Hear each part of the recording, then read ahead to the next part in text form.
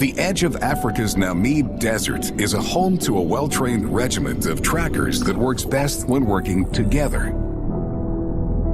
Duties are divided, and a sentry is always on guard to protect the compound of meerkats. These small members of the mongoose family bet on numbers. An average clan can have about 20. While a few specialists keep a sharp eye out for predators, the rest busy themselves with foraging duties.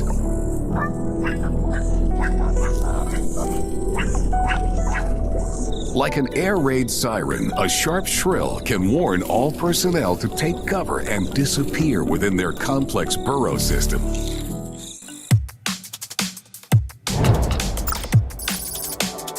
Meerkats are specialists with sharp vision and superb sense of smell. Those are what it takes to survive when you're stationed in a desert or semi-desert environment. Meerkats spend much of their time digging with their noses near the ground. They can smell prey hiding below the surface.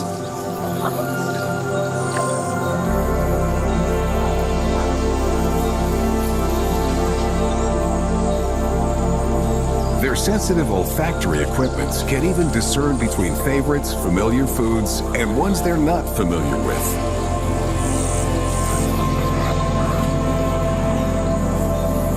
Victory. This soldier has flushed out a scorpion. The meerkat is immune to its venom, so he can eat it without a second thought.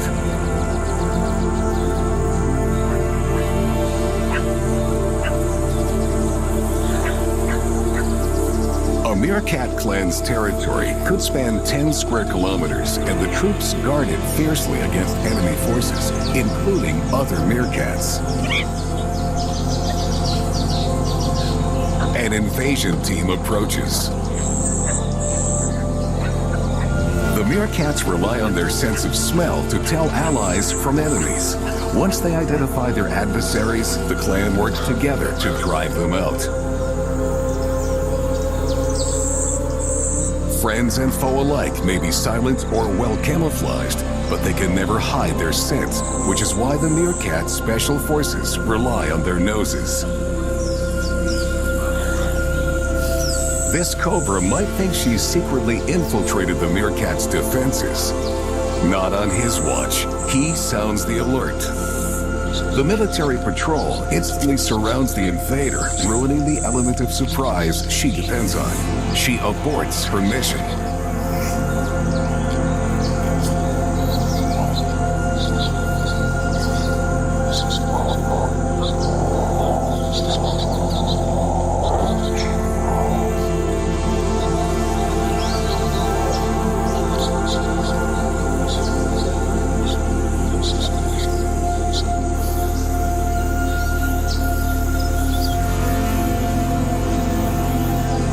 One of the colony's biggest threats comes without a scent and without a sound.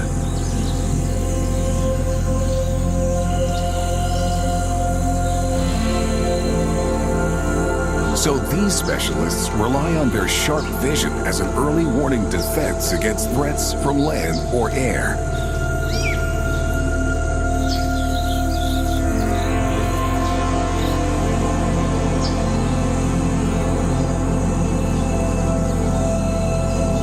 Dark patches around their eyes serve as natural sunglasses, essential in this sunlit environment.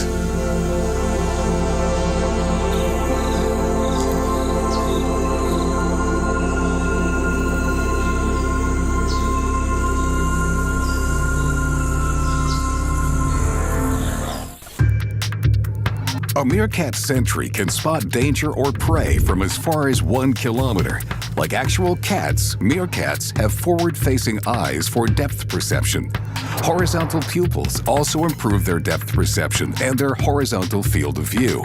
Their large eyes and eye sockets take up more than 20% of their skull length. This specialized vision gives the foraging troops enough time to retreat in case of attack.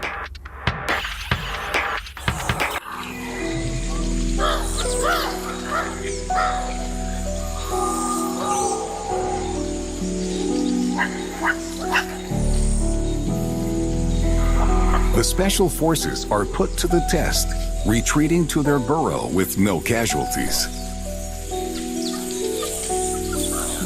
Staying small and limber and working as a highly trained unit enables these specialists to prevail over their predators. Which is why the meerkats thrive as one of the Namib Desert's special forces.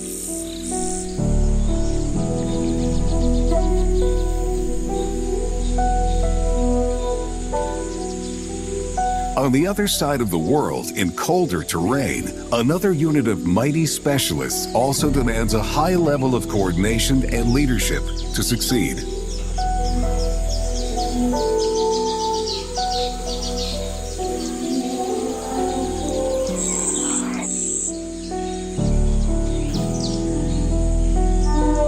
In the woods of North America live iconic predators, able to take down targets way bigger than themselves.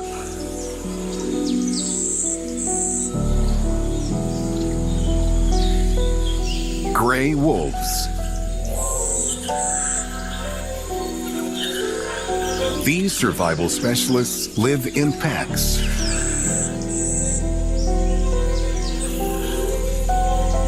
An alpha pair of wolves leads each pack. They demand strict social order, which they enforce through constant communication.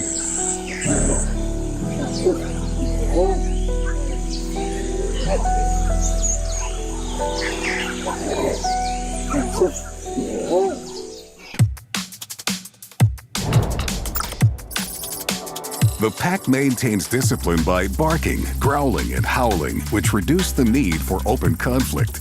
Vocal communication also works at a distance.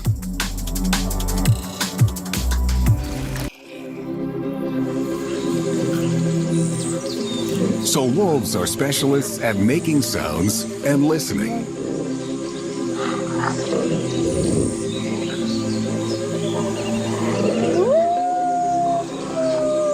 They call any time of day, but they're most active and vocal in the evening.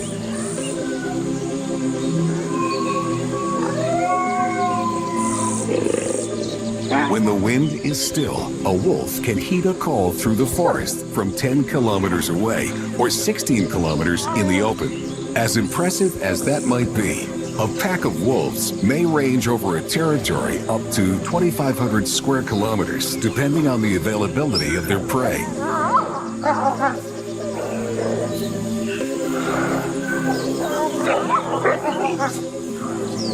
And what hearing and body language can't do, scent can.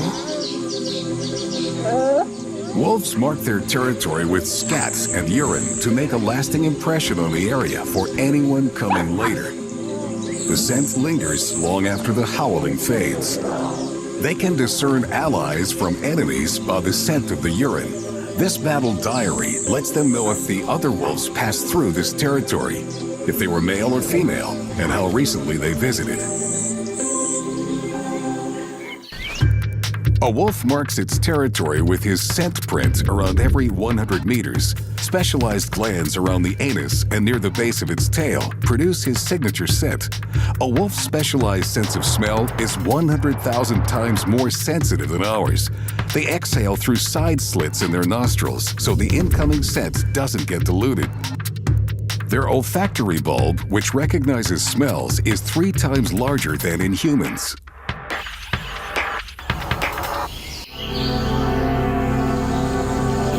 When the mission calls for finding food, scent is crucial. The wolves sniff out a bison herd on the edge of their forest. They can detect their prey from almost 3 kilometers. Now they must target a single calf.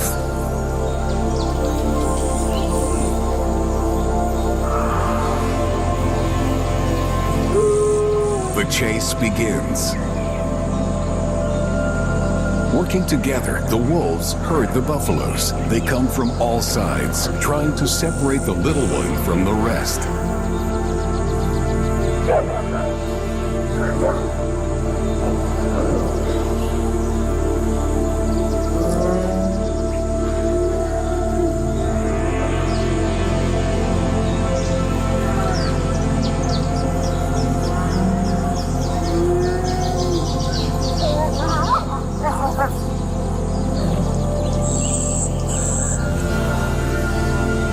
With their specialized sense of smell, some wolves don't need to see their prey. They can track it by scent until the very end.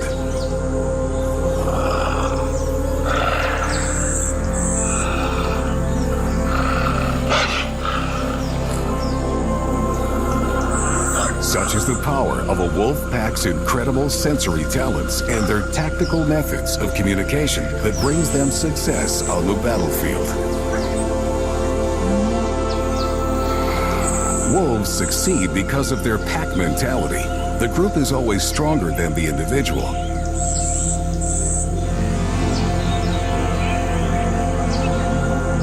Nowhere is this more true than with our next Special Forces specialists. Their dedication to a common goal is among the strongest in the animal kingdom. From the moment they're born, these soldiers are enlisted, assigned a rank, and begin their service. The world's airspace is the domain of all kinds of insects. This particular Air Force patrols all but the coldest regions of the globe. Carefully attending to the local flora. Honeybees. Honeybees embody the idea of hive intelligence. The hive operates like a single living organism. To make it work, everyone's a specialist with a specific job to perform.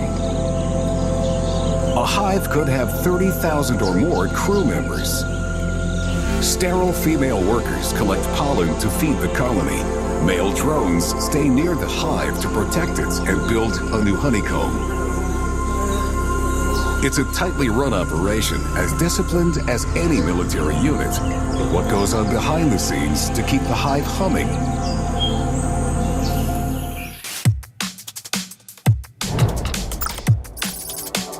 These tiny pilots rely on two systems to perform their duties: pheromones that they pick up with their antennae and polarized light from the sun.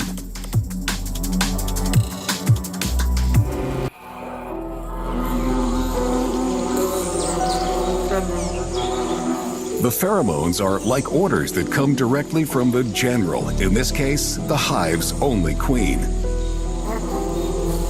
She alone lays the eggs, up to 2,000 a day. The queen's most important pheromones reassure the hive that she's okay, so they won't produce another queen. Other pheromones prevent the workers from laying eggs of their own. Her pheromones keep her in charge. They also keep the hive running smoothly, so everyone knows his or her specialized role in the feeding and protection of the colony.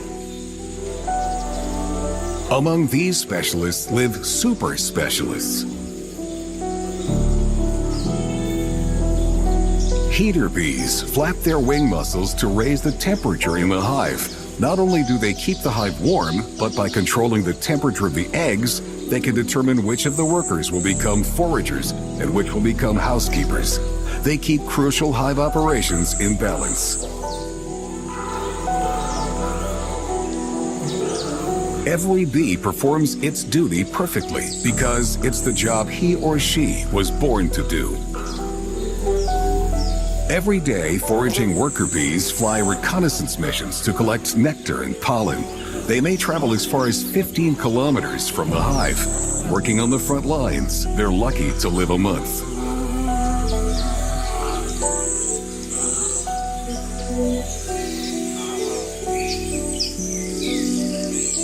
On average, these workers will visit up to 500 million flowers in a season.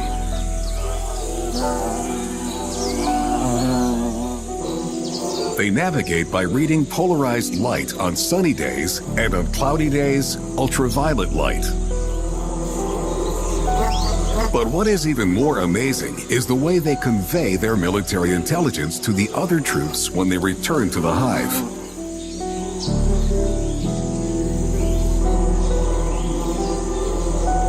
They reveal the coordinates of the pollen source by doing a waggle dance.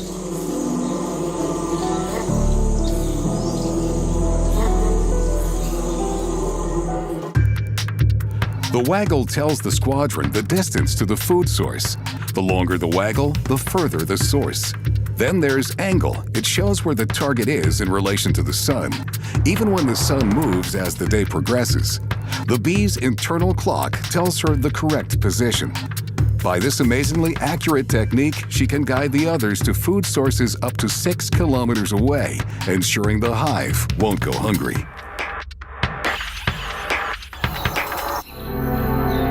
Moving on to Africa, where the most ferocious of bees live, a hive is under siege.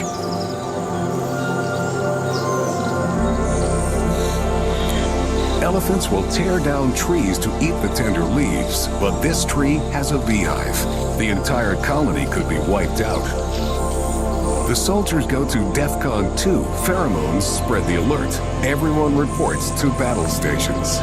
Every time they sting the elephant, they leave traces of pheromone that attracts more bees to the spot. That's a lot of painful stings, especially to the soft skin.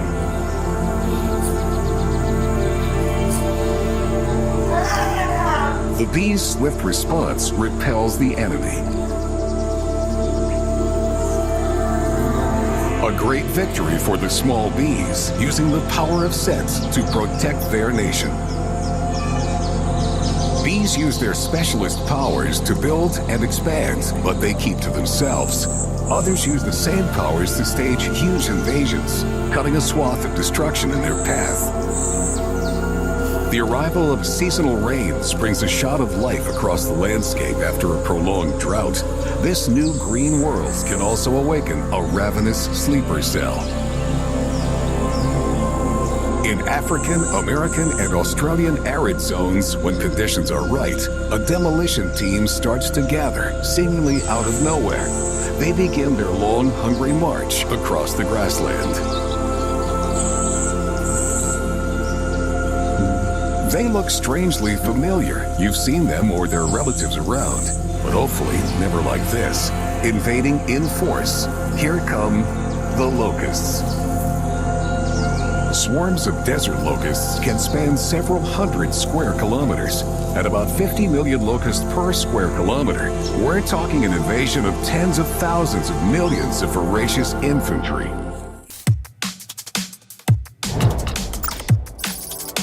They navigate to the next battlefield by detecting polarized light. As they grow into adults, they molt, and each time they do, their sensory equipment and appetites improve.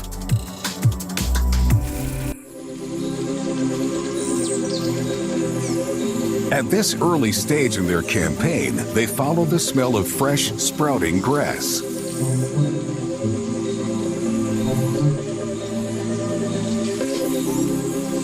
It's been said that an army marches on its stomach. That's true for locusts. 5 weeks of constant eating mobilizes the infantry.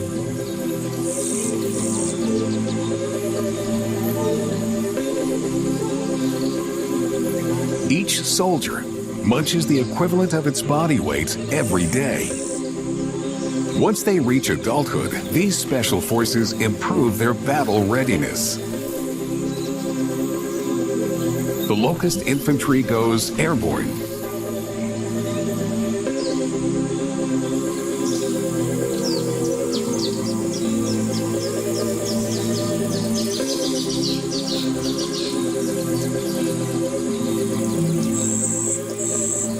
As winged adults, they aren't stopped by obstacles, so they can increase their destructive power.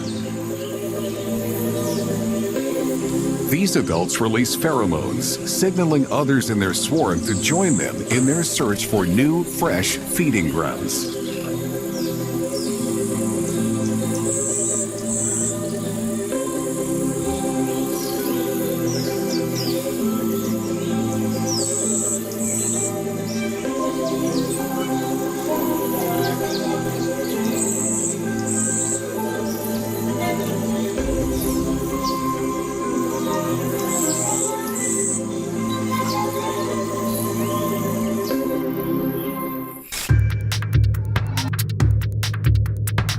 Though desert locusts mostly use wind to travel great distances, they also read polarized sunlight. Each compound eye consists of around 9,000 optical sensors called ommatidia. About 400 of them are calibrated to detect polarized light. Besides orienting the swarm, the light helps them avoid large bodies of water so they don't risk drowning.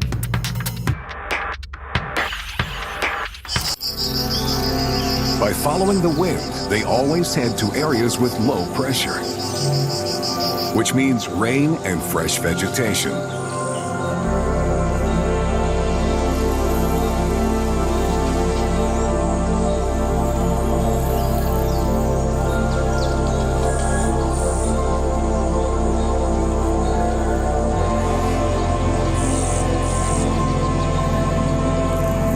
They'll keep consuming crops until all that's left is the barren desert.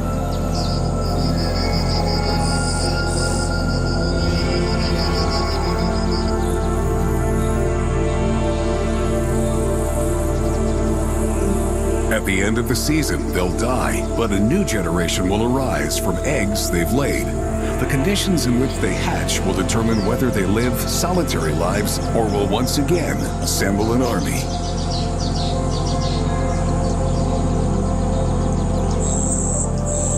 It seems that 5 senses would be enough, but nature proves over and over again that they're not. And even among some specialists, the basic 5 get stretched to the limit. Take barn swallows. They migrate thousands of miles by relying not on sight or sound or smell, but by sensing the planet's magnetic field above and below the equator. Bottlenose dolphins rely on hearing, but in a high-frequency, highly unconventional way. They use echolocation like sonar to find their meals and other sounds to find pod mates.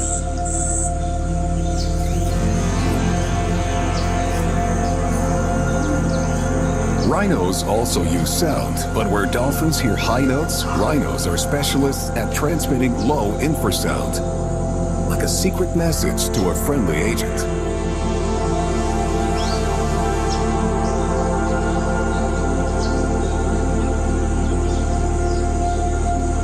While rhinos are transmitters, stingrays are receivers. They use a sixth sense to pick up minute electrical signals from their prey. When the water's a conductor, resistance is futile.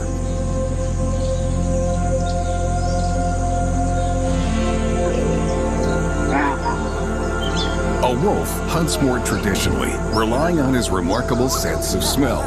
To a wolf, the wilderness must be a kaleidoscope of ever-changing scents for him and his pack to explore and exploit.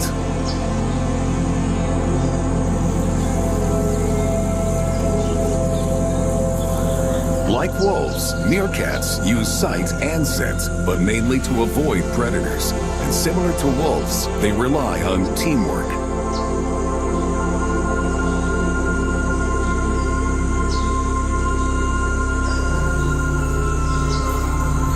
Bees live in a different world of chemical signals, in the pheromones that dictate their behavior. And to navigate, these special forces trust their eyes, not with anything we can see, but by reading polarized light.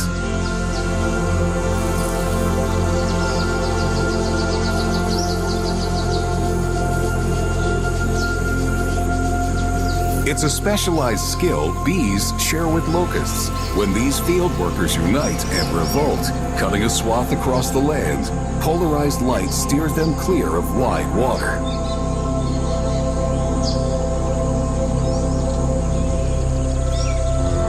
These are the specialists, the special forces who have mastered their particular place in the world.